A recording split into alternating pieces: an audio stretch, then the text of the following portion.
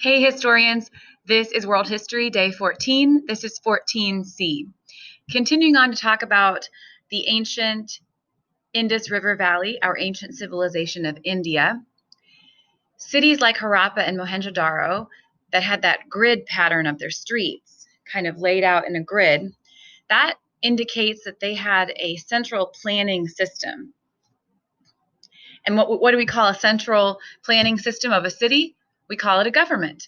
So even though we cannot yet know everything about ancient India, and we'll explain why a little bit later, we can interpolate some things from the archaeological clues, such as a planned city in a grid. That indicates an organizational structure in the city that's kind of looking over how things are going, and that means government. So that's kind of how historians problem solve there for us. And there are some artistic renderings of what their grid cities could have looked like. And we've seen this map before, but let's review real quickly our old world civilizations. Which two rivers did Mesopotamia flourish around?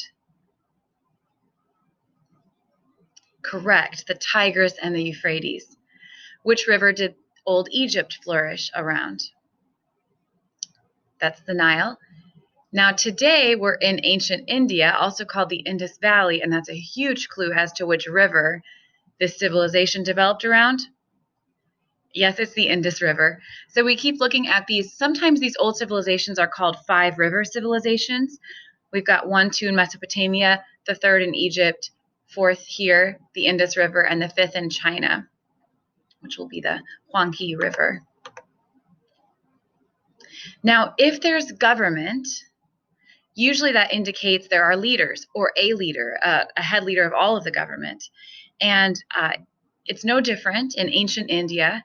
And they've tried to figure out more about this leader. Who was this leader? Because sometimes in history, one of the things that we're looking at is leadership. What kind of leadership is going on?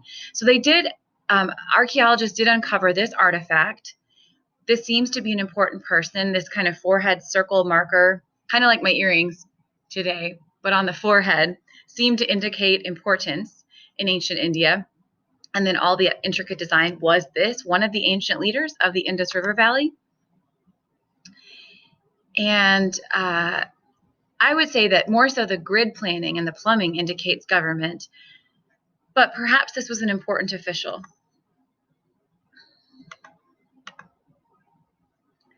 So here's what we know. Let's review and write this down again. Indus River Valley, what we know. They had well-organized cities. We know that they worked in cotton cloth. We have found some jewelry that they would use. And we know that they traded in some silk. Those are some things that we know.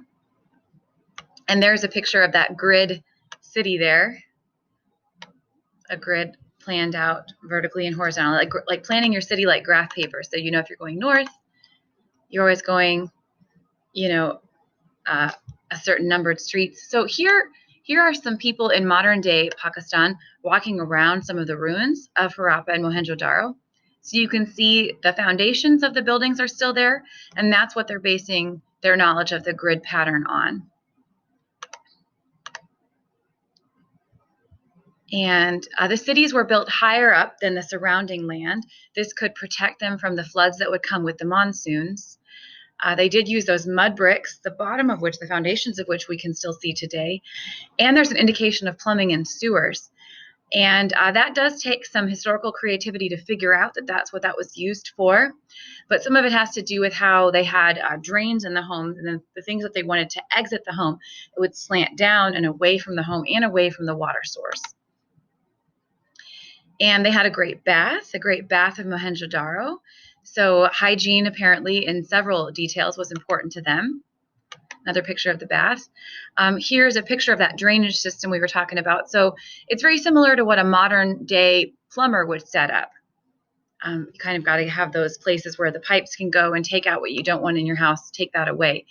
And then archaeologists are pretty certain that these structures here were used as toilets, and then what would empty out into that drainage system. The refuse there.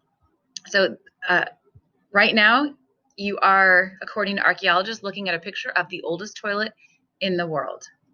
You're welcome. A few more notes to write down here. So